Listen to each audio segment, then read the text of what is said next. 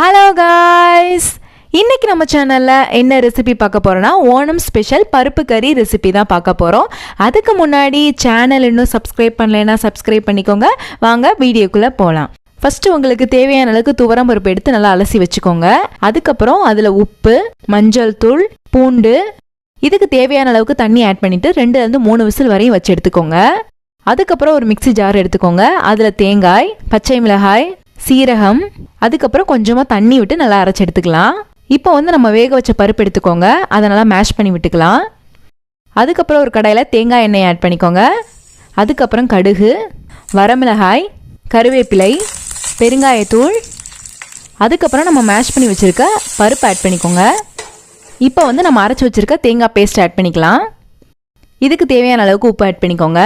நல்லா ஒரு 5 நிமிஷம் நல்லா குக் பண்ணி எடுத்துகிட்டு இறக்கிடுங்க.